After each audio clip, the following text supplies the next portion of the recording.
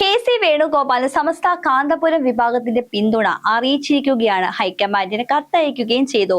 മുഖ്യമന്ത്രി കസേരയ്ക്ക് പിടിവലി ഉന്നയിക്കുന്ന ഈ ഒരു സാഹചര്യത്തിൽ അതായത് 3 പേരുടെ പേരാണ് ഇപ്പോൾ മുഖ്യമന്ത്രിയാകാനായിട്ട് നിർദ്ദേശിച്ചിരിക്കുന്നത്. വി.ഡി. സതീശൻ, കെ.സി. വേണുഗോപാൽ, രമേശ് ചെന്നിത്തല. എന്നാൽ ഈ 3 പേരിൽ ഏറ്റവും കഴിവുറ്റ ആളും നേതൃപാടവത്തിന്റെ ആളും ആരാണെന്ന് ചോദിച്ചു കഴിഞ്ഞാൽ അത് കെ.സി. വേണുഗോപാൽ ആണ് എന്നാണ് സമസ്ത കാന്തപുരം വിഭാഗത്തിന്റെ മറുപടി. അതിന്റെ കാരണവും അദ്ദേഹം വെളിപ്പെടുത്തുന്നുണ്ട്. എന്താണെന്നോ, ഭാരത് ജോഡോ യാത്രയില് അദ്ദേഹത്തിന്റെ അതായത് കെ.സി. വേണുഗോപാലിന്റെ നേതൃപാടവം നേരിട്ട് കണ്ട സമസ്ത കാന്തപുരം വിഭാഗത്തിന്റെ മറുപടി, മുഖ്യമന്ത്രി ആരാകണമെന്ന് ഒന്നുകിൽ അവർ തന്നെ തീരുമാനിക്കട്ടെ അല്ലെങ്കിൽ ഹൈക്കമാൻഡ് ചൂണ്ടിക്കാണിക്കട്ടെ എന്നാണ് കാന്തപുരത്തിന്റെ മകൻ അബ്ദുൾ ഹക്കീം അസ്ഹരി പ്രതികരിച്ചത്. കേരളത്തില് തെരഞ്ഞെടുപ്പ് കഴിഞ്ഞ സമയം മുതൽ മന്ത്രി കസേരയ്ക്ക് വേണ്ടി നമ്മൾ കണ്ടതാണ്. 3 പേരുടെ പേര് തുടക്കം മുതലേ പറയുകയാണ് ആരാകണമെന്ന്. വി.ഡി. സതീശനാകണമോ അതോ കെ.സി. വേണുഗോപാൽ ആകണോ അതോ രമേശ് ചെന്നിത്തല ആകണോ എന്ന്. കാരണം 3 പേരും കഴിവുറ്റ നേതാക്കന്മാരാണ്. പക്ഷേ ഇതിൽ ഒന്നിലൊന്നിൽ മെച്ചം ആരാണെന്ന് ചോദിച്ചു കഴിഞ്ഞാൽ നമ്മൾക്ക് ഇപ്പോഴും അത്ര വ്യക്തമല്ല. തെരഞ്ഞെടുപ്പ് കഴിഞ്ഞ ടൈം മുതൽ തന്നെ നമ്മൾ കേൾക്കുന്ന പേരുകളാണ് വി.ഡി. സതീശൻ, കെ.സി. വേണുഗോപാൽ, രമേശ് ചെന്നിത്തല എന്ന്. എന്നാൽ ഈ 3 പേരുടെ പേരിലും ഇപ്പോൾ ഏറ്റവും കൂടുതൽ ഹൈക്കമാൻഡ് വരെ ഒരു മുൻതൂക്കമുള്ളത് കെ.സി. വേണുഗോപാലിലാണ്. ഇന്ന് 4 മണിക്ക് ഒരു ചർച്ചയുണ്ട് ഹൈക്കമാൻഡിന്റെ. ഖർഗെയാണ് ആ ഒരു ചർച്ചയ്ക്ക് നേതൃത്വം കൊടുക്കുന്നത്. രാഹുൽ ഗാന്ധി പങ്കുചേരുന്നു എന്നാണ് നമ്മൾ അറിഞ്ഞത്. ഏതാനും നിമിഷങ്ങൾക്കുള്ളിൽ നമുക്കറിയാൻ പറ്റുമെന്ന് വിചാരിക്കുന്നു ആരാകും കേരളത്തിന്റെ മുഖ്യമന്ത്രി എന്ന്. കാരണം ഇപ്പോൾ ഇന്നലെ തന്നെ സമൂഹ മാധ്യമങ്ങളിലും പ്രമുഖ മാധ്യമങ്ങളിലും ഒരു റിപ്പോർട്ട് പുറപ്പെടുവിച്ചിട്ടുണ്ടായിരുന്നു. കാരണം 63 MLA-മാരാണ് കെ.സി. വേണുഗോപാലിനെ സപ്പോർട്ട് ചെയ്യുന്നത് അല്ലെങ്കിൽ പിന്താങ്ങുന്നത്. മറ്റുള്ള MLA-മാരിൽ ഏറ്റവും കൂടുതൽ ഭൂരിപക്ഷവും അല്ലെങ്കിൽ പിന്താങ്ങുന്നതും കെ.സി. വേണുഗോപാലിനെ തന്നെയാണ്. അപ്പോൾ ആര് കേരളത്തിന് മുഖ്യമന്ത്രി ആകണമെന്ന് ചോദിച്ചു കഴിഞ്ഞാൽ ഹൈക്കമാൻഡിന് ഏറെക്കുറെ താല്പര്യം കെ.സി. വേണുഗോപാലിനെ തന്നെയാണ്. ഈ ഒരു സാഹചര്യത്തിലാണ് സമസ്ത കാന്തപുരം വിഭാഗം പരിപൂർണമായിട്ട് പിന്തുണ കെ.സി. വേണുഗോപാലിന് പിന്തുണയ്ക്കുന്നത്. ഈ ചർച്ചകൾ നടക്കുന്ന ഈ ഒരു സാഹചര്യത്തിലാണ് ഇവിടെ ചേരി തിരിഞ്ഞുള്ള ആക്രമണമൊക്കെ നമ്മൾ കണ്ടു.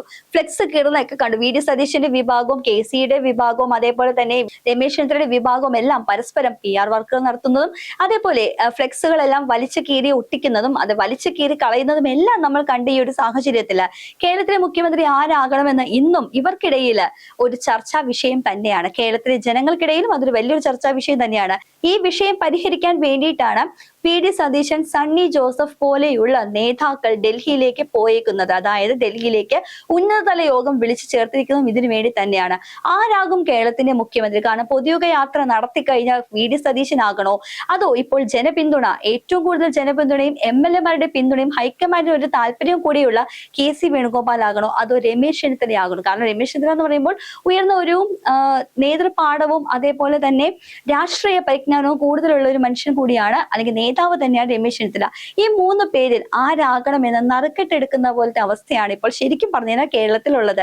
ഈ 3 പേരും ആരാണ് തമ്മിൽ ഭേദം എന്ന് ചോദിച്ചു കഴിഞ്ഞാൽ നമുക്ക് ഒറ്റയടിക്ക് ഉത്തരം പറയാൻ കഴിയുകയില്ല. കാരണം കോൺഗ്രസിന്റെ ഈ 3 പേരും 3 നെടും തൂണുകൾ തന്നെയാണ്. ഈ ഒരു സാഹചര്യത്തിലാണ് പല സംഘടനകളും പല ആളുകളെയും നമ്മൾ സപ്പോർട്ട് ചെയ്യുന്നത് കണ്ടു. ഇപ്പോൾ മുസ്ലിം ലീഗിന് പിന്തുണ വി.ഡി. സതീശന് കൊടുക്കുന്നത് പോലെ തന്നെ അതേപോലെ തന്നെയാണ് ഇപ്പോൾ സംസ്ഥാന കാന്തപുരം മുസ്ലിയാരുടെ ആ ഒരു വിഭാഗത്തിന് സംസ്ഥാന വിഭാഗത്തിന് മൊത്തം ഒരു പിന്തുണ നമ്മുടെ കെ.സി. വേണുഗോപാലിന് ഇപ്പോൾ അറിയിച്ചിരിക്കുന്നത്.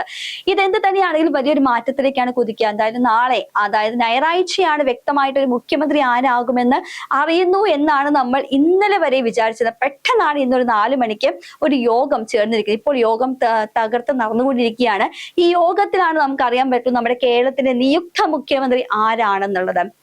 മെയ് 4-ാം തീയതിയാണ് റിസൾട്ട് പ്രഖ്യാപിച്ചത്. റിസൾട്ട് വന്നു കഴിഞ്ഞ ശേഷം UDF-ന്റെ വന്നൊരു തരംഗം തന്നെയായിരുന്നു കേരളത്തിലുണ്ടായത്. കാരണം 10 വർഷമായി അധികാരത്തിൽ പുറത്തുനിന്ന് UDF അധികാരത്തിൽ കടന്നു വരുമ്പോൾ അതായത് CPM-ന്റെ ഭരണ തകർച്ച എന്ന് വേണമെങ്കിൽ നമുക്കിതിനെ വിശേഷിപ്പിക്കാവുന്നതാണ്. ഈ ഒരു ഭരണ തകർച്ചയിൽ നിന്നും കേരളത്തെ പുനരുദ്ധരിക്കാൻ വേണ്ടിയിട്ട് അതായത് പുനർനിർമ്മിക്കാൻ വേണ്ടിയിട്ട് കൂടിയാണ് ആരാണോ നിയുക്ത മുഖ്യമന്ത്രി ആകുന്ന അവരുടെ ഏറ്റവും വലിയ ധാർമ്മികത അതിൽ കാണേണ്ടത്. കാരണം അതിന് വേണ്ടത് നല്ലൊരു നേതൃപാടവും നല്ലൊരു ധാർമ്മികതയുമുള്ള ഒരു നേതാവ് തന്നെയാണ്.